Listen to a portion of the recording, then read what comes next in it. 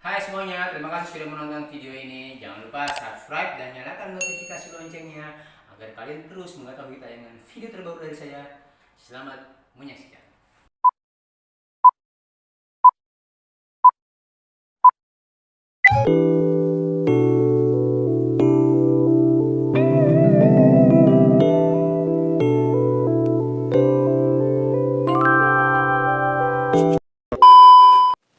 Assalamualaikum warahmatullahi wabarakatuh. Kembali dengan saya, Triwintolo Apoko. Video ini merupakan lanjutan video sebelumnya yang berjudul membuat proposal penelitian bagian pertama.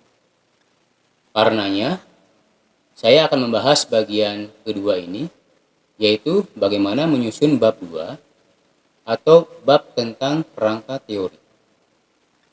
Baik, sebelum saya sampaikan tentang struktur bab 2 ini, saya perlu ingatkan agar kalian pertama siapkan sumber-sumber bacaan atau referensi dalam bentuk buku teks, biasanya minimal tahun 2005 untuk terbitannya. Dan yang kedua, judul-judul penelitian minimal tahun 2016 terbitannya yang relevan dengan judul atas topik masalah penelitian. Oke, jadi isi struktur bab 2 itu meliputi subjudul A, deskripsi teori, B, penelitian relevan, C, kerangka berpikir, dan D, hipotesis penelitian atau tindakan. Struktur ini khusus untuk jenis penelitian kualitatif dan penelitian tindakan kelas atau PTK.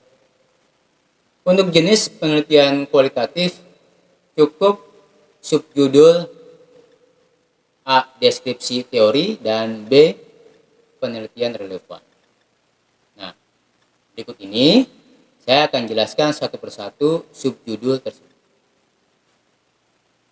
Apa yang perlu ditulis di bagian deskripsi teori ini?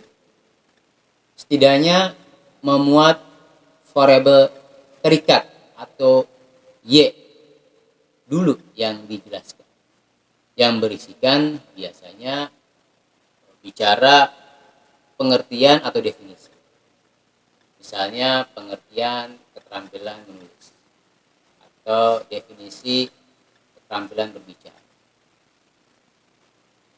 Nah, biasanya untuk penjelasan pengertian atau definisi sebuah teori itu minimal 3 sumber atau referensi yang tentunya diakhiri dengan simpulan si penulis atau si peneliti. Yang kemudian bisa juga diikuti dengan sub variabel terikat, ya. Misalnya setelah pengertian atau definisi keterampilan menulis, maka bisa diturunkan apa tujuan keterampilan menulis atau kegiatan menulis atau jenis-jenis tulisan, karena macam-macam, bisa jenis tulisan deskriptif, naratif, dan sebagainya. Atau bisa juga bicara aspek, ya, untuk mengukur keterampilan menulis. Yang kedua, setelah kita jelaskan variabel Y atau terikat, maka yang kedua adalah variabel X atau independent variable atau variabel bebas. Yang isinya itu juga tidak jauh berbeda dengan isi variabel Y, yaitu bicara tentang pengertian, dan misalnya pengertian kecerdasan emosional. Nah, itu sama minimal 3 sumber atau 3 referensi dan diakhiri dengan simpulan. Nah, sama, ya. Setelah itu bisa diturunkan ke sub variabel X-nya, yaitu setelah bicara pengertian kecerdasan emosional misalnya, mungkin dimensi, ya, kecerdasan emosional, ya, dan yang lainnya. Kalau dia sebuah penelitian eksperimen, misalnya langkah-langkah atau kelebihan dari metode, misalnya kontekstual, metode kooperatif, lalu bisa juga menjelaskan langkah-langkah metode misalnya kooperatif atau kontekstual dalam pembelajaran menulis. Nah, ini untuk variabel penjelasan variabel X. Nah, itu untuk bagian A, deskripsi teori. Lalu bagian B, ya, atau bagian berikutnya adalah penelitian relevan.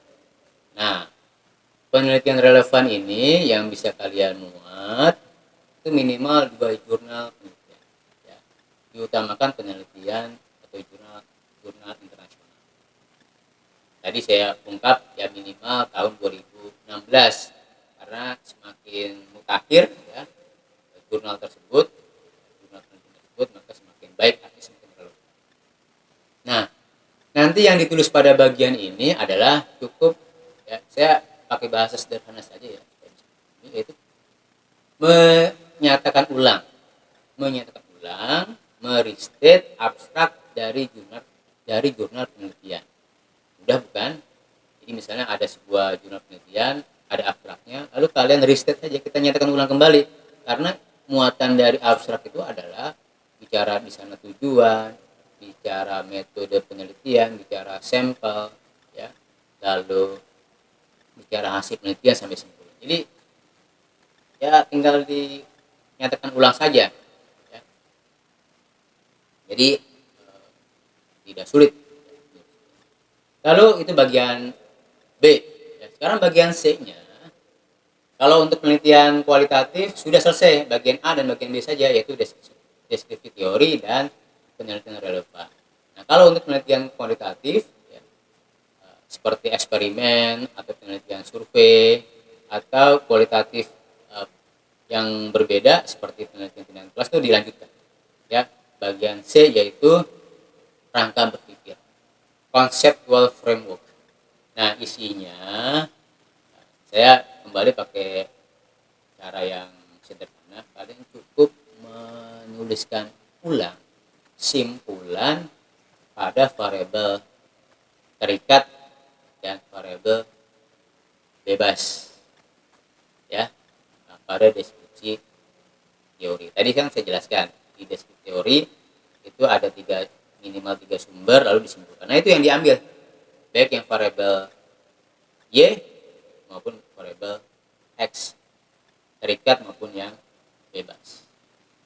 Lalu kalian coba deskripsikan, kaitkan, ya, dua variabel ini X dan Y, kenapa ada hubungan, kenapa punya pengaruh, ya, sehingga di bagian terakhirnya, ya, ada semacam kalimat dugaan ada keterkaitan dua variabel tersebut.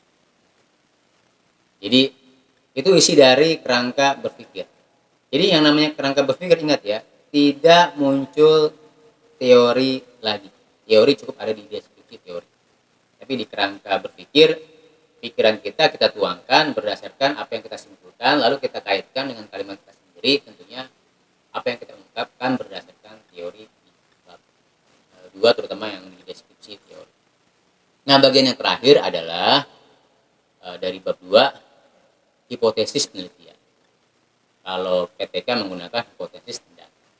Nah, dalam penelitian kuantitatif, bagian ini hanya menuliskan hipotesis 0 dan hipotesis kerja yang ditulis secara pernyataan, ya. Jadi misalnya ya, contohnya ya, tadi dikatakan A0 itu tidak ada hubungan antara X dengan Y. Nah, hipotesis kerjanya, ya, terdapat hubungan positif antara X dengan Y. Nah, kalau penelitian PTK, ya, metode kooperatif misalnya akan atau dapat meningkatkan hasil belajar bahasa Indonesia. Seperti itu contohnya. Ya. Baik, demikian ulasan bagaimana kalian menulis bab 2. Bagaimana rekan-rekan mahasiswa? Kelihatannya berat, tapi kalau sudah dimulai, insya Allah pastikan juga agar tulisan kalian itu tidak terplagiasi. Diperhatikan cara mengutip, baik yang langsung. Sebenarnya ada cara ya, software Turnitin yang bisa memastikan tulisan kalian belum plagiasi. Nah, demikian video saya kali ini. Semoga bermanfaat. Jika ada kesulitan bisa dituliskan di bagian komentar di bawah. Insya Allah saya baca, jawab di kolom komentar dari YouTube channel saya. Terima kasih. Yang akhiri, Assalamualaikum warahmatullahi wabarakatuh.